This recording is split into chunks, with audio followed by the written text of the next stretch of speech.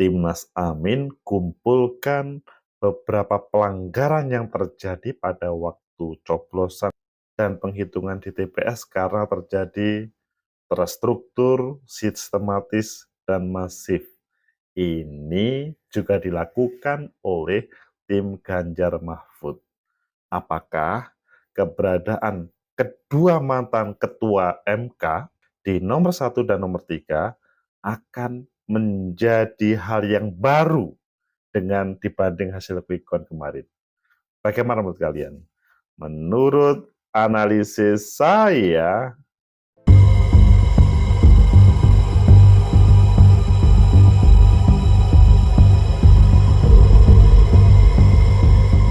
Assalamualaikum warahmatullahi wabarakatuh. Salam sejahtera untuk kita semua. Pecinta masa depan negeri, tegakkan kebenaran, lawan ketidakadilan. Seru ketika hasil quick count relatif sama, tetapi usaha nomor 1 dan nomor 2 belum selesai karena menyatakan bahwa ada kecurangan. Seperti di Surabaya, dipastikan ada 10 TPS yang akan diulang. Di Klaten dan beberapa tempat lagi, akhirnya kedua tim langsung membentuk tim khusus untuk hunting hal ini. Ayo kita baca beberapa media, selanjutnya nanti kita kupas sebenarnya yang terjadi bagaimana. Wong sepertinya sudah selesai kok masih ada yang akan diproses oleh tim 1 dan tim 2. Tim 1 dan tim 3. Tim 2 kan yang lagi leading. Pertama kita baca di Detik, Bawaslu sebut potensi coblosan ulang di Surabaya bertambah jadi 10 TPS. Ini serius. Tentunya ini salah satu contoh aja. Hal ini juga kita bisa lihat bagaimana yang ada di Boyolali. Tadi saya sebut di Klaten ya, maksudnya di Boyolali dan di beberapa tempat lainnya. Kalau di Klaten kan ada yang meninggal dunia. Kemudian di Liputan 6, Timnas Amin, kami sedang kumpulkan bukti pelanggaran pemilu yang sistematis, terstruktur, dan masif. Kemudian di antara The Indonesian Institute, dugaan pelanggaran pemilu harus ditelusuri. Wah, ini malah ditambah The Indonesian Institute. Tidak cukup hanya tim 01 ataupun 02, tetapi ada yang tambahan yang lain. Selanjutnya kita juga melihat keseriusan di Detik, Timnas Amin bakal kerjasama dengan organisasi masyarakat awasi hasil pemilu. Jadi tidak cukup dia berdiri sendiri. Dan wah ini baru Mas Ganjar di Tirto ID, TPN Ganjar Mahfud bentuk tim sukses, tim sus atas dugaan kecurangan pemilu. Kalian pilih yang mana? Kelihatannya ini serius semuanya kan? Oke, kita pilih aja yang pertama di Detik dan kita tambahkan dengan yang lain. Berawal dari ketidakberesan. Bawaslu sebut potensi coblosan ulang di Surabaya bertambah 10 jadi maksudnya 10 TPS. Ini adalah kalau yang berita di Detik, Surabaya pemungutan suara ulang di Surabaya disarankan digelar untuk 10 TPS. Bawaslu menambahkan 2 TPS Surabaya yang direkomendasikan untuk PSU karena ditemukan adanya pemilih yang mencoblos padahal tidak terdaftar di DPT. Sebelumnya, tadi pagi Bawaslu menyebut ada 8 TPS yang berpotensi coblosan ulang, tapi selanjutnya ada tambahan. Ini adalah bahasanya di Kecamatan Gayungan dan di Kecamatan Ketintang. Dan hal itu juga terjadi di Boyolali. Hal itu 3 TPS di wilayah Boyolali harus melakukan pemungutan suara ulang yang akan digelar pada hari Minggu besok. Wah ini serius ini kalau begitu. Nah ini kalau kita serius ini agak panjang nih. Timnas Amin, kami sedang kumpulkan bukti pelanggaran pemilu yang terstruktur, sistematis, dan masif. Timnas Amin sedang mengumpulkan bukti-bukti terkait dugaan pelanggaran pemilu di Liputan 6. Masyarakat termasuk relawan Anies Baswedan dan Abdul Muhaimin diminta ikut turun tangan. Kami juga perlu menyampaikan kepada seluruh relawan, saksi, dan masyarakat yang konsen terhadap pemilu, yang berintegritas pemilu, yang jujur dan adil untuk mengumpulkan inventarisasi. Nah ini yang bicara siapa? Hamdan Zulfa, Ketua Mahkamah Konstitusi. Mantan tentunya. Hamdan Zulfa mengatakan pihaknya menemukan adanya indikasi pelanggaran yang dilakukan pada saat sebelum hari H pencoblosan.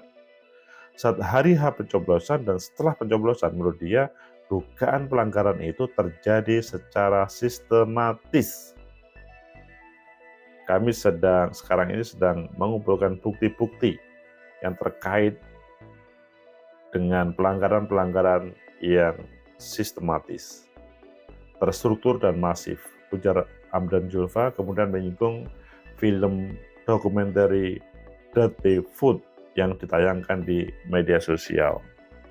Apa yang ada di sana adalah permulaan desain sebuah pelanggaran. Kita bisa simpulkan seperti itu dari data-data yang ditemukan dalam film itu. Hamdan Zulfa mengatakan Timnas Amin dipastikan akan membuktikan dugaan pelanggaran itu saat ini masih dalam tahap pengumpulan bukti-bukti lapangan.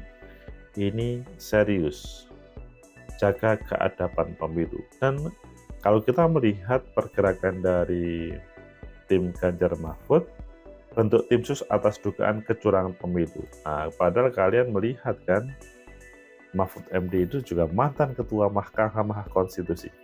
Hamdan Zulfa, Mahfud MD. Mampukah dia keduanya? Kita baca dulu, nanti kita analisa. Tirto ID, tim Ganjar Mahfud akan membentuk tim khusus. Hal ini diputuskan setelah mereka mendengarkan temuan-temuan dari para aktivis pro-demokrasi. Menurut Hasto, tim ini melibatkan para pakar yang akan mengungkap bukti material yang turut melibatkan kekuasaan dalam dugaan rekayasa pemilu 2024. Tim khusus itu nantinya akan terdiri dari pakar-pakar hukum, IT, ahli demografi, dan mereka yang punya pengalaman dalam mengungkap bukti material. Ada yang menjadi ketentuan pelanggaran secara terstruktur, artinya melibatkan suatu kekuasaan. Hasto mengatakan tim sus ini memiliki kredibilitas tinggi dalam menjaga meruah demokrasi. Wah, ngerti ini. Pecinta masa depan negeri, tegakkan kebenaran, lawan ketidakadilan. Bagaimana menurut kalian? Apakah ini serius akan dilakukan? Akan membalikkan hasil quick count kemarin? Dan selanjutnya di Mahkamah Konstitusi akan mendapatkan kemenangan karena Hamdan Zulfa, Mahfud MD, mantan Ketua Mahkamah Konstitusi, tahu seluk-beluk bagaimana seorang hakim memutuskan, atau ini hanya sebuah semangat untuk melawan tetapi tidak akan dikerjakan dan kemudian ya baik-baik saja.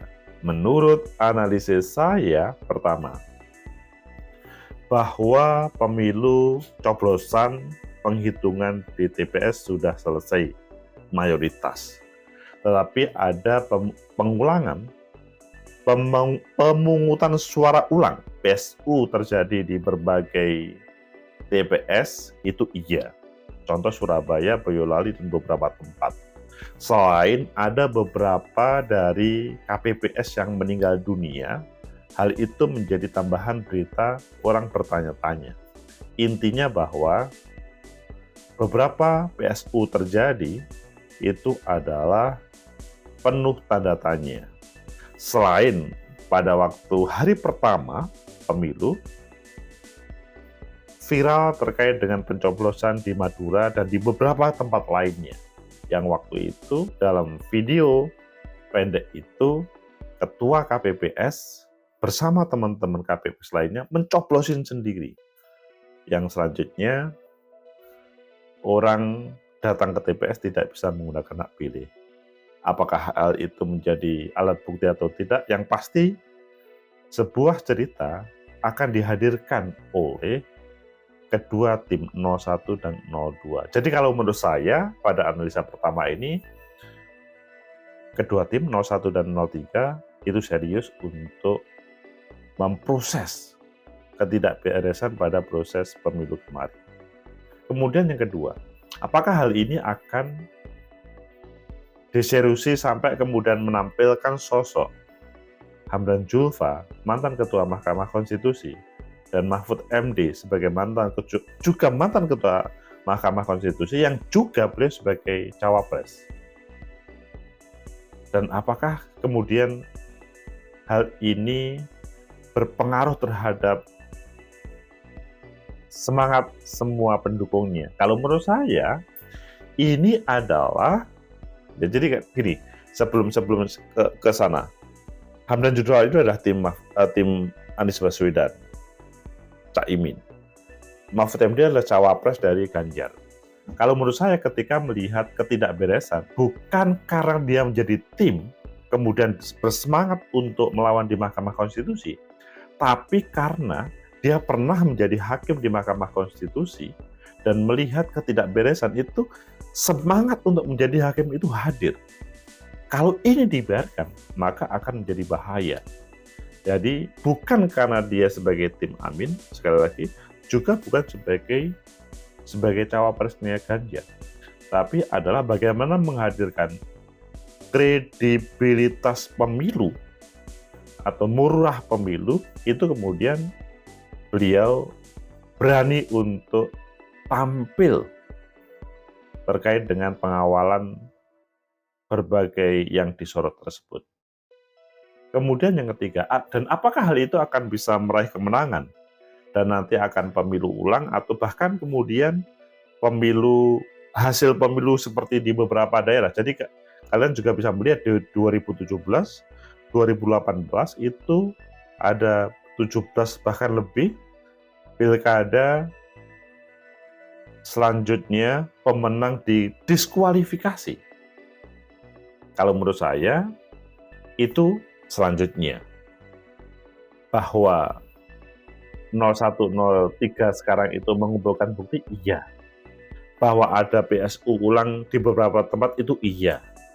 Dan ketika data-data itu adalah rasional, valid, saya percaya bahwa Hamdan Zulfa sama Mahfud MD akan melakukan proses permohonan kepada Mahkamah Konstitusi, dalam bahasa lain gugatan kepada Mahkamah Konstitusi, dan beliau akan mengawal secara langsung, meskipun secara teknis mungkin ada beberapa pengacara yang menjadi bagian dari proses ini. Yang diinginkan adalah bagaimana keadilan pemilu itu hadir, supaya apa yang pernah ditampilkan oleh Mahfud MD sebagai Ketua MK waktu itu terstruktur, sistematis, dan masif, itu tidak hanya menjadi sebuah cerita pada 10 atau beberapa tahun yang lalu, dan selanjutnya hal itu menjadi referensi bagi para hakim MK untuk memutuskan sampai ada diskualifikasi untuk pilkada. Jadi pada kesempatan ini memang agak menjadi membingungkan karena di satu sisi ini pemilu sudah selesai, tetapi di sisi yang lain ini kok masih ada kecurangan. Lah, kalian menjadi bingung kan? Apalagi kemarin Pak Prabowo sudah mengajak, nanti saya adalah presiden untuk seluruhnya, bukan presiden 04. Tapi kami akan mengajak 01 sama 03 menjadi satu persatuan, meskipun tidak menjelaskan apakah menjadi bagian seperti Pak Prabowo ketika Pak Jokowi, tetapi akan merangkul semuanya. Pecinta masyarakat negeri, tegakkan kebenaran, lawan ketidakadilan. Kalau menurut saya, akan lebih baik keadilan pemilu itu ditegakkan, supaya hal ini tidak menjadi cerita ulang ketika pemilu 2029 atau 2034 nantinya. Kalau memang ada yang tidak beres, ya regulasi pemilu harus ditegakkan supaya tidak terulang. Bukan kita like and dislike terhadap seseorang, tetapi ya mereka yang melanggar terkait dengan regulasi pemilu itu harus menerima apa perintah dari regulasi Undang-Undang 7 2017. Semoga menjadi referensi bagi kita bersama. Kita tunggu edisi selanjutnya. Ketua Ketua Mahkamah Konstitusi akan mengawal proses bagaimana pemilu bisa tegak, demokrasi bisa hadir di Indonesia ini. Semoga bermanfaat. Like, subscribe, comment, and share. Sampai jumpa.